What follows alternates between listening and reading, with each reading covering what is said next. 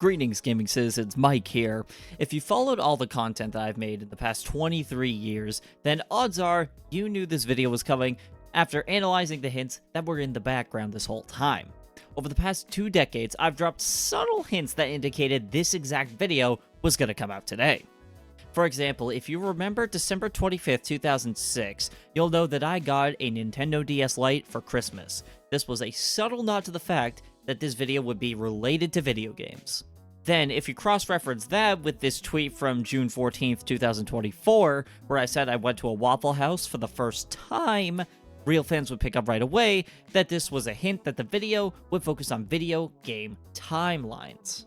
I love RPGs. Can you tell? But like any relationship, I have to accept the fact that time travel and continuity are going to be very difficult subjects to discuss, but I'll save that for the wedding vows. Media of all kinds have been doing this thing lately, where they make everything into a multiverse. And yes, I mean everything. Started with superhero movies, now we have a cinematic universe in the works for Jesus Christ. Who's gonna tell them that the Bible only happened once? It feels like ever since the MCU took off, everyone has been trying to capitalize on it by loosely combining every movie or TV show released in the past few years all together into one universe of some kind. Video games, meanwhile, have been having a similar problem regarding timelines, but it stretches a bit further back than the previous example of just a few years.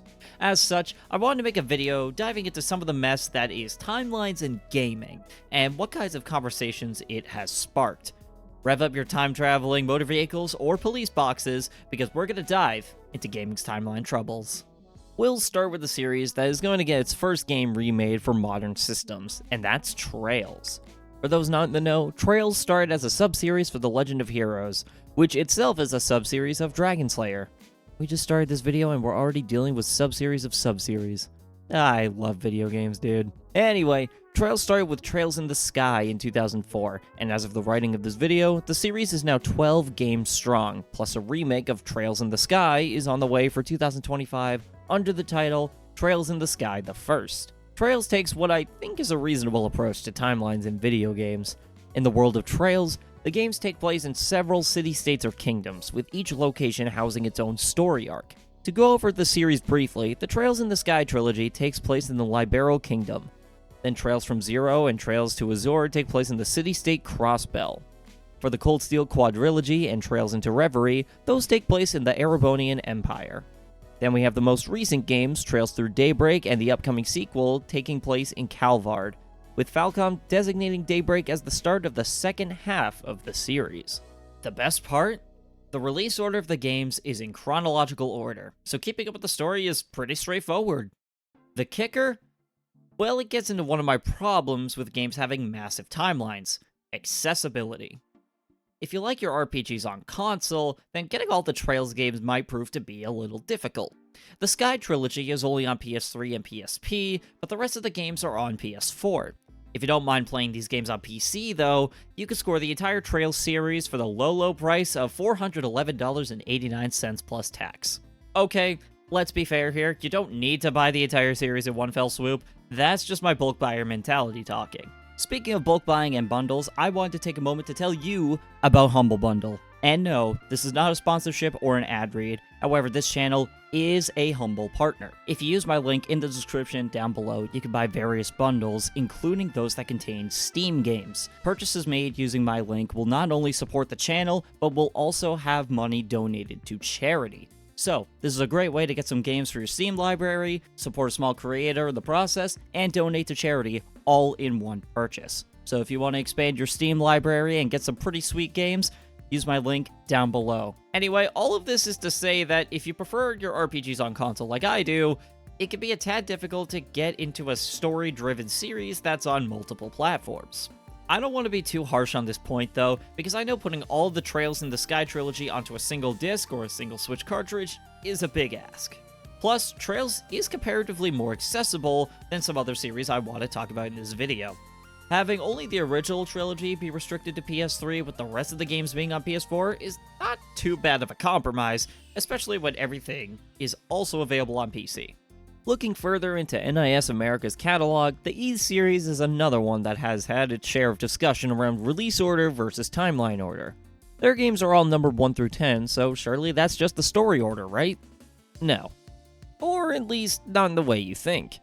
The naming scheme is numbered due to each entry being one of the books in the world of Ys. So Ys 1 is Book 1, Ys 2 is Book 2, and so on. These books are relevant to the overarching story of Ys, as the series has a single narrative that follows the discovery of journals written by the protagonist Adol.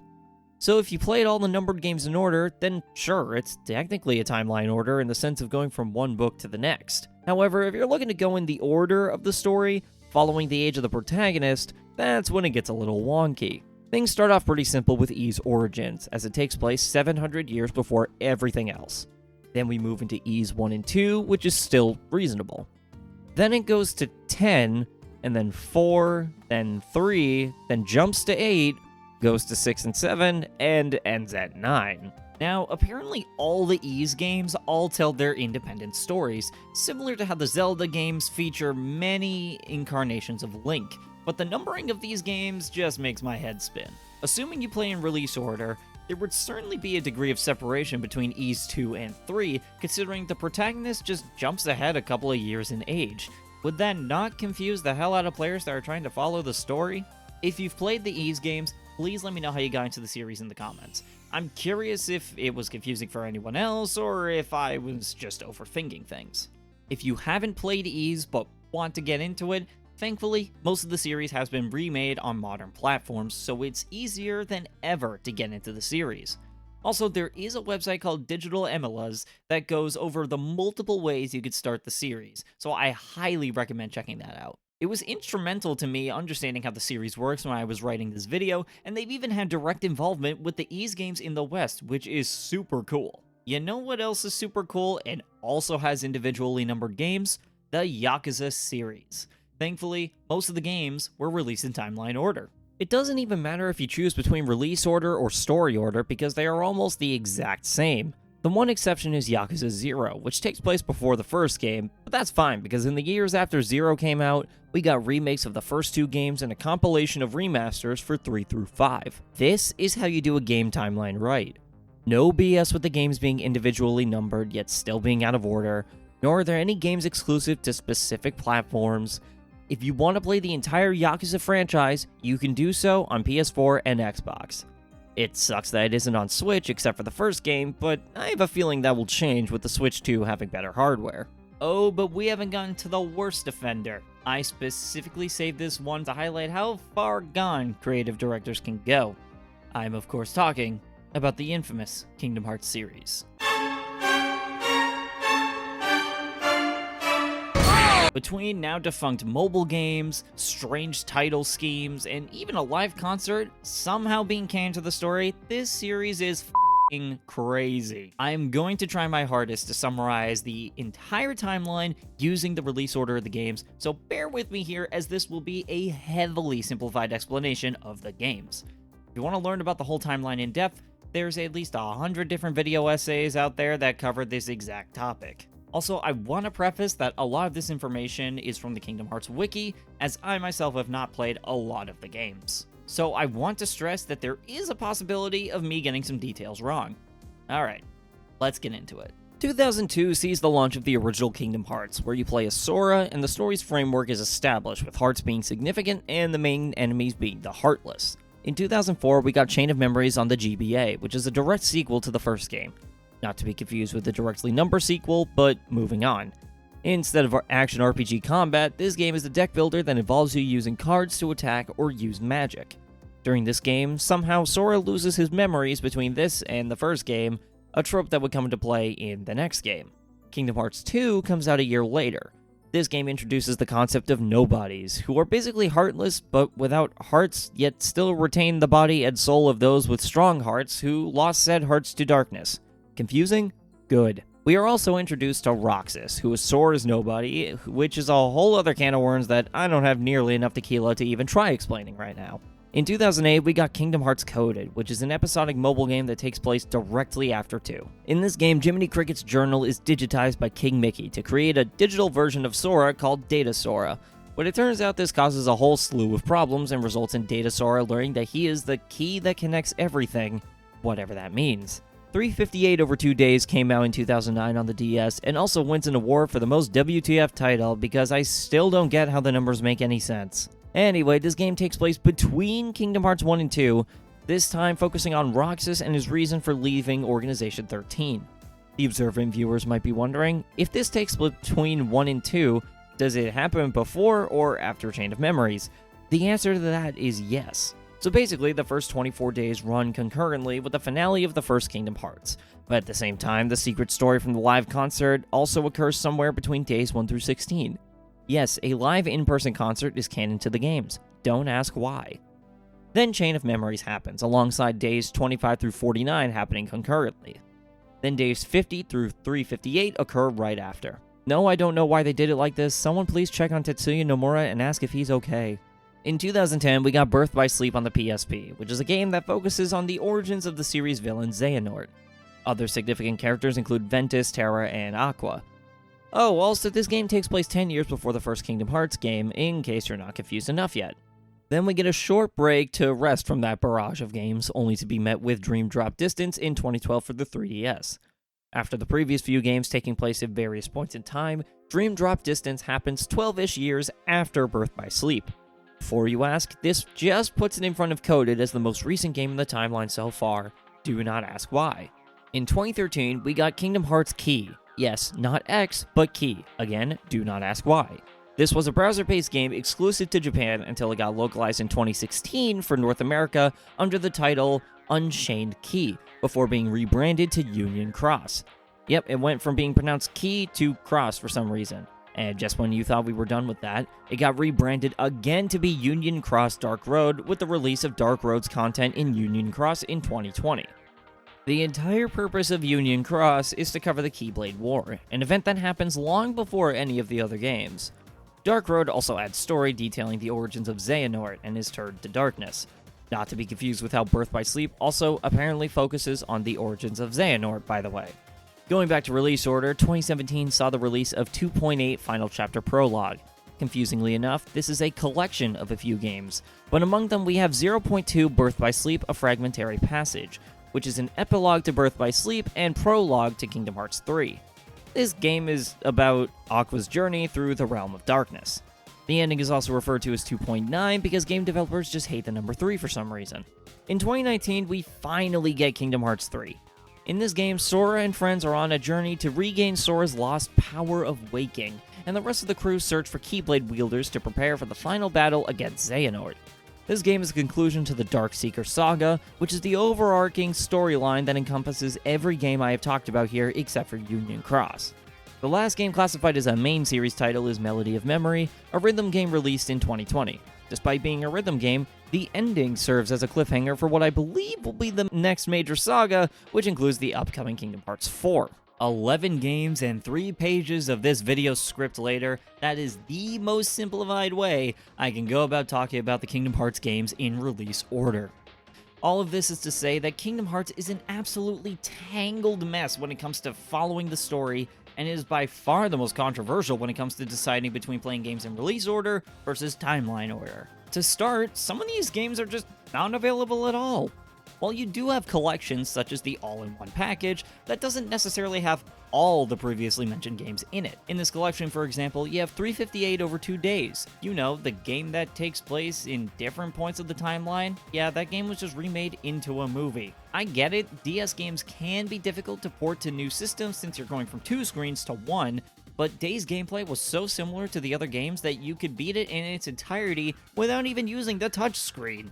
I really don't see why they couldn't just remake it since they ported Dream Drop Distance for the same collection, and that game was on 3DS previously. Also in the collection, we had Recoded, which was a remake of the mobile game, and is also a game that was on the DS that was turned into a movie. Again, you really couldn't give Recoded a modern control scheme like Dream Drop Distance.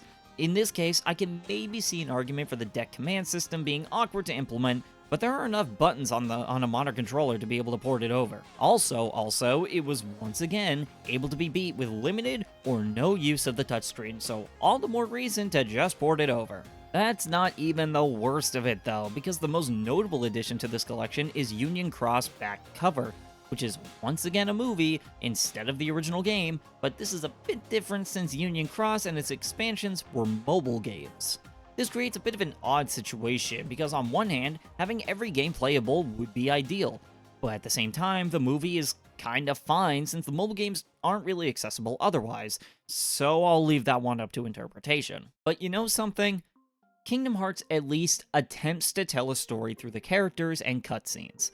The Soulsborne games, on the other hand, don't really have a story. That is, if you don't look for it yourself. All the Soulsborne games, Dark Souls 1 through 3, Bloodborne, Elden Ring, etc., instead focus on world building through item descriptions and cryptic dialogue, making conversations with NPCs almost useless when you're trying to put the story together. For example, in Elden Ring Shadow of the Erdtree, there's an item called a Charming Branch. This is a consumable item that can charm enemies and can be crafted. So what's the big deal about a charming stick? The item description reads, "Those who would otherwise be at each other's throats are united in service to Miquella, as long as the charm that binds them remains intact." A fucking magical stick has lore connected to Miquella, the twin brother of Melania. That is how deep the story for this game goes, where even item descriptions are somehow connected to significant main characters. Here's another example. I'll read the item description first. Enchanted with an ancient Erdtree incantation. Such ministrations are all but a lost art in the realm of shadow. Sounds like an important item that connects to traditions surrounding the Erdtree, right? It's the item description for Golden Grease. F***ing Grease. And I'm not even gonna get into the lightning grease. Imagine playing a Pokemon game, but when you go to read the item description for a potion, it just spits out a bunch of random lore about the origins of the Pokemon world. At least Elden Ring attempts to build the lore of its world, though, even if it is through cryptic dialogue and item descriptions. The Legend of Zelda, on the other hand, just kinda doesn't really do any of that. It all started on December 21st, 2011, with the release of the book Hyrule Historia. Among its 276 pages of series lore up to Skyward Sword, readers would be greeted with the official Zelda timeline, which would go on to be referenced by nearly every Nintendo YouTuber on the face of the earth.